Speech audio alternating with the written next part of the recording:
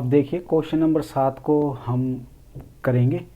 और question number 7 में देखो क्या बोल रखा है, कोई तंबू एक बेलन के आकार का है। पहली बात हम यहाँ तक अपनी स्टेटमेंट पूरी करेंगे। ओके, बेलन, पहले एक बेलन बनाएंगे इस तरीक़ा से, ठीक है। ये हमने बेलन बना दिया, ये इसकी आर हो गई, आर, और ये इसकी एच हो गई, ठीक है। ये हमने बेलन बना दिया। उसके बाद जिस पर एक शंकु अर्ध्यारोपित है, एक शंकु अर्ध्यारोपित है। अब इसके ऊपर शंकु है तो भाई एक शंकु भी बना देंगे। ये लो, ये शंकु बना दिया हमने, इसकी ये हाइट है और ये इसका हमने ये डाल दिया, ठीक है। ये इसके ऊपर शंकु रख दिया। ओके, अब इस शंकु की क्या होनी चाहिए, एक तो ये एल होनी चाहिए, एल बराबर नहीं पता हमें, एक ये एच होती है, ये भी नहीं पता। आर जो होती है इसकी, आर वो सेम ही होगी दोनों की, क्योंकि इसके ऊपर रखा हुआ है तो इसकी वजह से आर दोनों की सेम होगी। ओके, चलो हमने यहाँ तक सोल्व कर लिया। उसके बाद होता है यदि बेलनाकार भाग की ऊंचाई और व्यास क्रम से दो, अब देखो ऊंचाई और व्यास क्रम से 2.1 मीटर और 4 मीटर है। अब हमारे पास जो हमें इन्होंने ऊंचाई दे रखी है बेलनाकार भाग की, बेलनाकार भाग है, इसकी ऊंचाई दे दी 2.1 मीटर। ओके, और व्यास कितना, 4, ये अपना व्यास हो गया जो हमारा कितना है, 4 मीटर है। जब 4 मीटर व्यास है तो आर कितनी हो जाएगी, यहाँ से देखी जाए तो 4/2 बराबर 2 मीटर, तो ये कितनी होगी, 2 मीटर। ओके, यहाँ तक आया समझ। अब आगे देखते हैं। तथा शंकु की तिर्यक ऊंचाई 2.8 मीटर, ये शंकु है। अब इसकी तिर्यक ऊंचाई बोल रहा है 2.8 मीटर। ओके, तो इस तंबू का प्रयुक्त कैनवस, कैनवस का मतलब होता है जो कपड़ा ऊपर बिछाते हैं तंबू पे, उसे बोलते कैनवस। प्रयुक्त कैनवस का क्षेत्रफल क्या होगा, जितना हमें चाहिएगा उसके लिए क्षेत्रफल बोल रहा हूं। पहले हम यहां तक सॉल्व करेंगे। ओके, हम करेंगे सबसे पहले हम बेलन का करेंगे। बेलन की क्या क्या चीज हमारे पास है वो चीज लिखेंगे। बेलन या बेलनाकार भाग की ऊंचाई ब्रैकेट में h बराबर कितनी है हमें, 2.1 मीटर। बेलनाकार भाग की त्रिज्या बराबर है व्यास बटे में 2, ये वह नहीं वह, ठीक है। व्यास कितनी दे रखी है हमें, 4/2, इक्वल टू क्या आ गया, 2, ठीक है, 2 मीटर। ओके, ये तो हमारा आ गया बेलनाकार जो हमारा आकृति थी, ठीक है। बेलनाकार भाग की जो चीज़ हमें चाहिए वो चीज़ हमने निकाल ली। अब आगे देखते, अब हमारे पास दूसरी आकृति क्या है, हमारे पास शंकु है। चलो शंकु पे चलते हैं। अब शंकु के भाग की तिर्यक ऊंचाई L बराबर कितनी है हमारे पास, L 2.8 मीटर। ओके, अब शंकु की त्रिज्या त्रिज्या कितनी है हमारे पास, अब लिखेंगे शंकु के भाग की त्रिज्या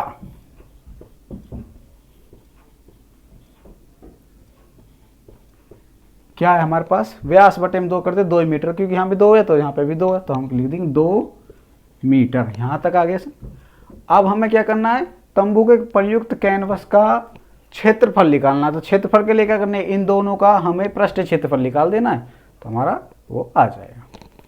देखिए कैनवस का क्षेत्रफल बराबर है, इसका लिखेंगे शंकु का वक्र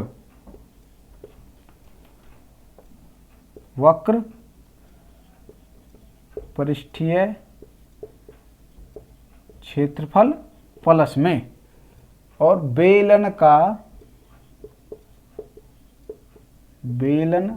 का वक्र पृष्ठीय क्षेत्रफल। ठीक है, हमें इसका वक्र पृष्ठीय क्षेत्रफल और इसका वक्र पृष्ठीय क्षेत्रफल मतलब बाहर का, अंदर का कुछ नहीं। ठीक है, तो उसके लिए हम क्या करेंगे, शंकु का वक्र पृष्ठीय क्षेत्रफल कितना होता है, पाई आर एल, प्लस बेलन का कितना होता है 2 पाई आर एच, ये होता है बेलन का। ठीक है, अब जो कॉमन है पहले कॉमन ले लेंगे। हमारे पास कॉमन क्या है, पाई और आर, क्या बचा यहां से, क्या बचा, सिर्फ और सिर्फ ये एल बचा, इसको एल प्लस का निशान। अब यहाँ पर क्या बचा, 2 बचा, पाई बाहर ले ली, आर हमने बाहर ले ली, यहाँ पर क्या बचा, एच बचा। ठीक है, ये हमारा बन गया। उसके बाद जो भी वैल्यू हम वैल्यू रख देंगे, पाई की 22/7, आर हमारा कितना है 2 मीटर, ब्रैकेट, एल हमारी कितनी है 2.8, ठीक है 2.8 प्लस, और 2 का 2 यूं, और एच की हाइट कितनी है हमारी, हाइट 2.1, ये हमारी। ठीक है, अब इसे हम चाहे काटना चाहे तो हम काट सकते हैं, जो कटे काट लेते हैं, बाकी का छोड़ देंगे। फिलहाल देखिए हमारे पास क्या आया, 22/7 गुना में 2 ब्रैकेट में 28, 2.8 इसको ऐसे लिखेंगे, प्लस 21 दूनी 42, तो 4.2 हो गया। ठीक है, अब इनको हम जोड़ लेंगे, 22/2 गुना में 2 और 42, 4.2 और 2.8 को जोड़ेंगे तो हमारे पास क्या आ जाएगा, जोड़ो यहाँ पर 2.8, 4.2, 0 हासिल पाई 1, 4 2 6 के 7 आ गया, तो हम यहाँ पे लिख देंगे 7। ओके, ये हमारा अभी यहाँ तक हो गया। अब हम इसे करेंगे ऊपर, क्योंकि यहाँ पर जगह नहीं है तो मैं इसको मिटा रहा हूँ।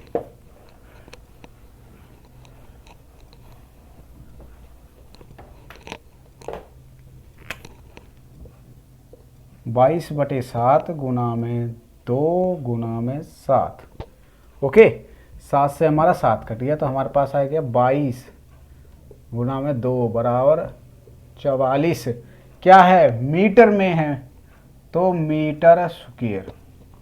ठीक है, यहाँ तक तो क्षेत्रफल क्या आया हमारा। अब हम लिख सकते हैं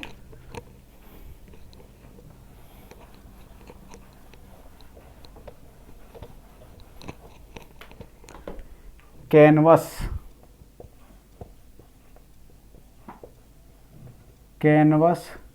का क्षेत्रफल बराबर है 44 मीटर स्क्वायर। ओके, ये हमारा ये आ गया। अब आगे पढ़ते हैं, 500 प्रति मीटर स्क्वायर की दर से इसमें प्रयुक्त कैनवस की लागत ज्ञात करें। यदि 1 मीटर स्क्वायर में 500 रुपये की लागत आती है, यहाँ पर रुपया होगा, ठीक है रुपया होगा, 500 रुपये की लागत आती है, तो टोटल कैनवस में कितने खर्चा हमारा आया, तो हम इसको निकालेंगे। तो जब